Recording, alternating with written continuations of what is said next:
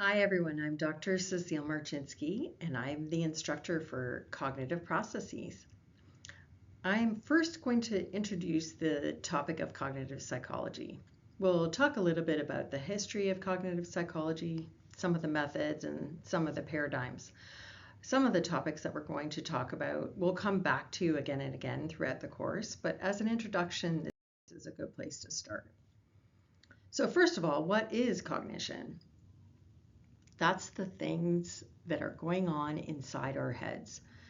When we perceive something, when we pay attention to something, when we remember something, when we think about something, all of those internal things in our head, that's cognition.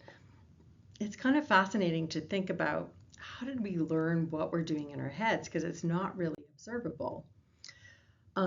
So when cognitive psychologists are studying the human mind, they are really trying to figure out all the things that you think about that are going on in your head.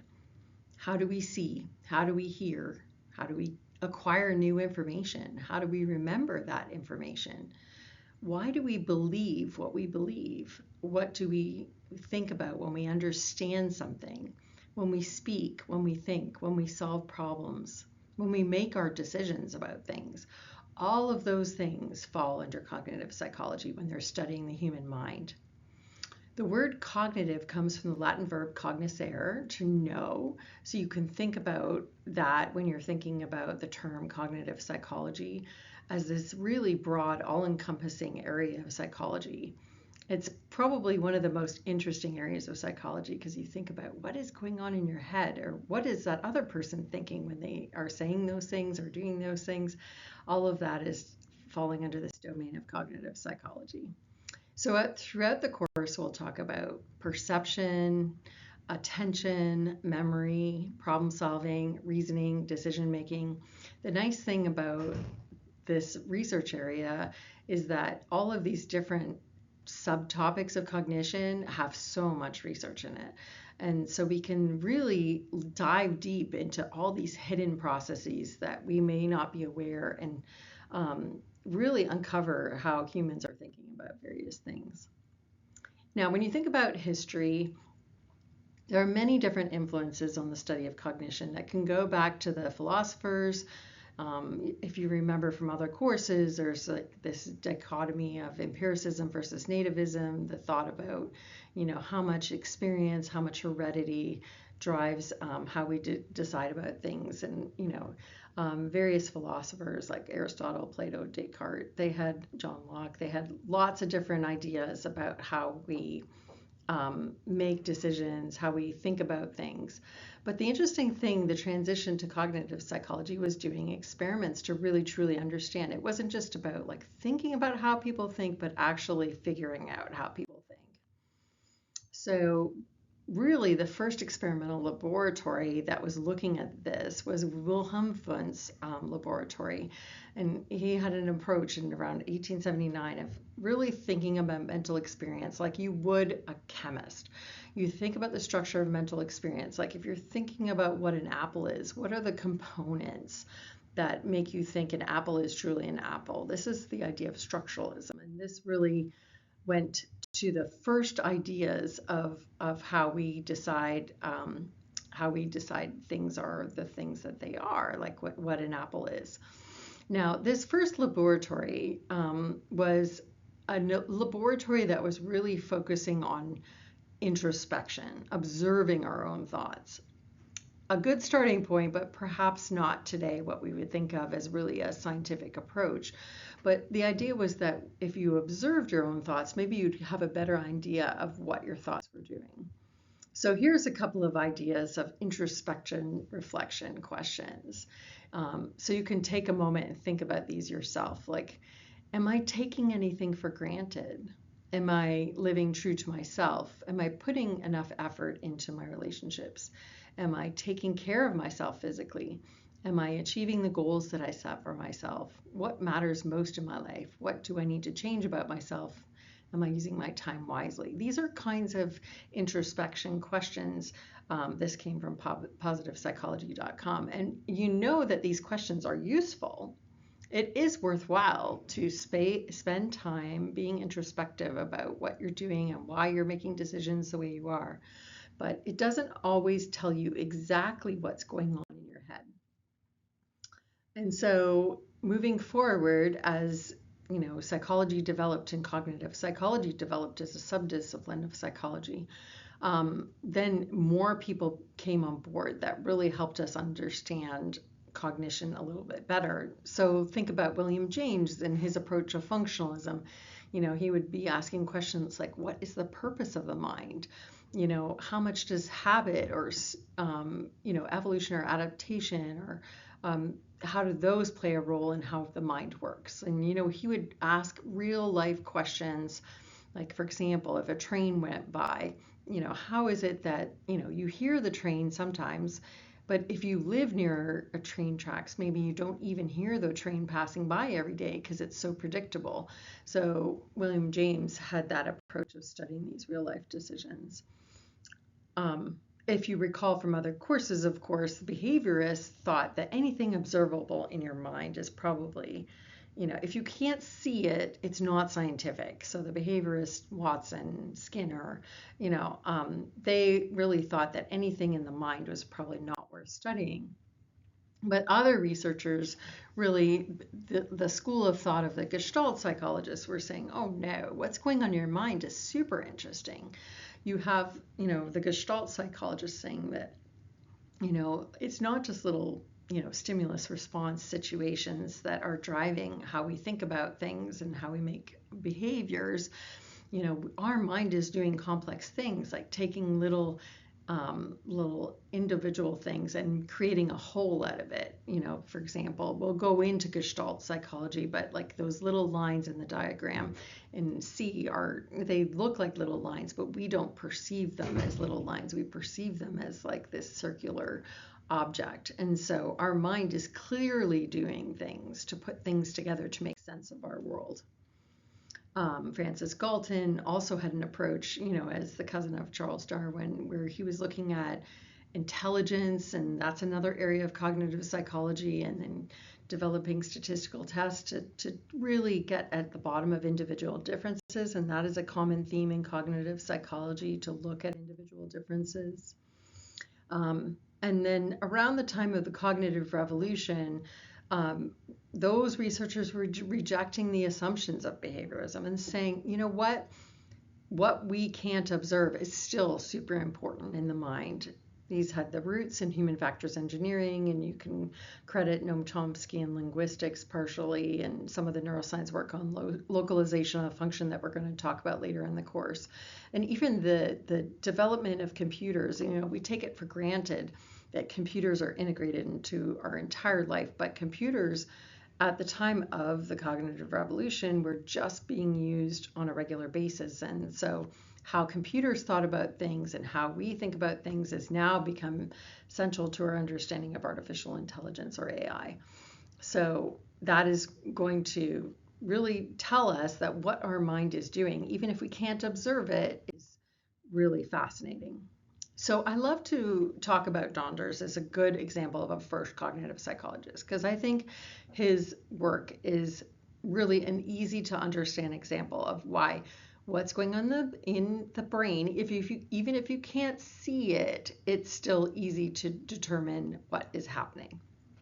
So Donders was interested in how long a cognitive process took. And this was the mental chronometry work. And so Donders had these reaction time experiments where he measured the interval between presenting a stimulus to a person and then looking at how long it took them to make a response.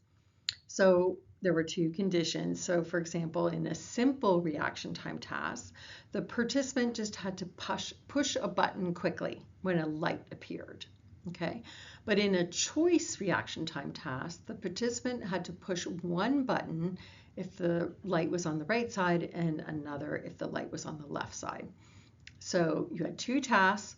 One was a simple reaction time, they just had to respond, but the second one was a choice, right or left, based on where the light showed up on the display. And you can see in the modern picture here, this is a modern situation where There's the simple reaction time on the left, just respond to any light in the center, but the choice reaction time on the right, left or right, depending on which response was required. And they would push one key for the left response and another key for the right.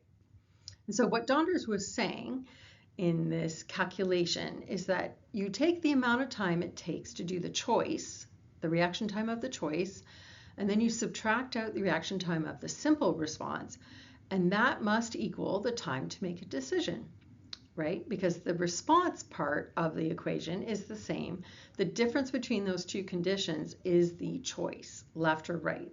So if the choice reaction time took 1/10 of a second longer than the simple reaction time, then it took about 1/10 of a second to make the decision. So even though you can't see the mental process, you can infer it from the difference in the reaction times in the participant's behavior. Does that make sense? So in other words, just because I can't see the person making the decision doesn't mean I can't figure out what the brain is doing to make that decision and actually calculate it. So when we talk about research methods in cognitive psychology, a lot of times we're setting up these experiments where we manipulate something, an independent variable, and then we measure something, the data, the dependent variable. So in other words, in the previous example, the dependent variable is the reaction time to make the response, but the independent variable is the stimulus that they saw, simple or complex. And so we manipulate that and then look at the differences in reaction times, the dependent variable, based on the condition that the person is responding to. You can do these experimental methods between subjects with different people, or within subjects, the same person does both conditions, like I just talked about, where the person is responding to both simple and complex displays. You could do a quasi-experiment where you look at older people and compare them to younger people. And it's a quasi-experiment because you're not actually manipulating age, you're just measuring it. All these different methods you'll see over and over again, and they allow us to see what's going on in the brain.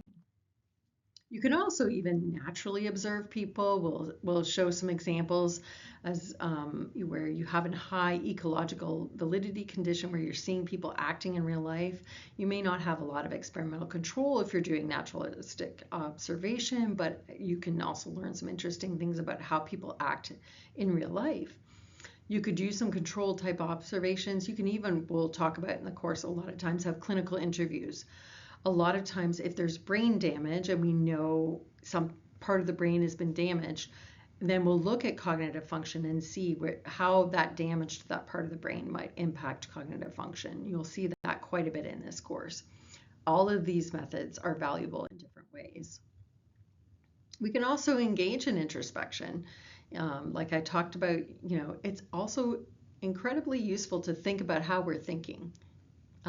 We can talk about investigations of the neural underpinnings of the brain. Oftentimes in cognitive psychology these days, it's really hard to have a cognitive experiment that doesn't talk about where the brain is involved. So we oftentimes will sort of investigate the connection to the brain location and the brain activity. So what is a paradigm in psychology? When I talk about paradigm, what do I mean? What is a paradigm? It's the body of knowledge structured according to what its proponents consider important and what they do not. So paradigms determine our assumptions, our research methods, the questions, and the analogies. Cognitive psychologists often study mental events, but they do so indirectly, as you already can see. We measure stimuli and the responses that we make to stimuli. We develop hypotheses about mental events and what we're doing in our brain. We design new experiments. And so in paradigms in cognitive psychology, oftentimes cognitive psychologists will develop these sort of models. This one is an example of an information processing model that we'll get to see later in the course, where you have incoming information in, and then it talks about how you get that information that's coming in, how does it move through all the sensation, short-term memory and long-term memory to eventually get to a response. So when you think about the brain, there isn't perhaps a one-to-one match between the visual information processing model in the parts of the brain, but it is developing a paradigm of how we think the brain is working to go from one component to the next. You'll also see connectionist models. And so when we talk about connectionist models that look at categorization of, dogs and things like that, we'll talk about how we think there's different components in the brain that allow us to classify a particular dog as an Airedale Terrier or an English Cocker Spaniel. Like, what are the characteristics? Those sorts of things, and how are those characteristics connected in our brain? Paradigms also sometimes have an evolutionary approach. The human mind has evolved, and understanding those evolutionary pressures on our ancestors will help us understand how we approach various thinking tasks. And we have sometimes ecological approaches where cognitive processes vary with context and culture in which they occur. So, when we get to the topics of embodied cognition, we'll talk more about, some of these ideas. So, in other words, experiments allow cognitive psychologists to understand those internal complex mechanisms in a simple, more constrained manner. So, a lot of the things that we talk about, like, for example, this is a cartoon showing language in dolphins. A lot of times what we are talking about are often really difficult to understand, but we try as cognitive psychologists to develop models to try and make the complex seem more simple and understand why we do what we do.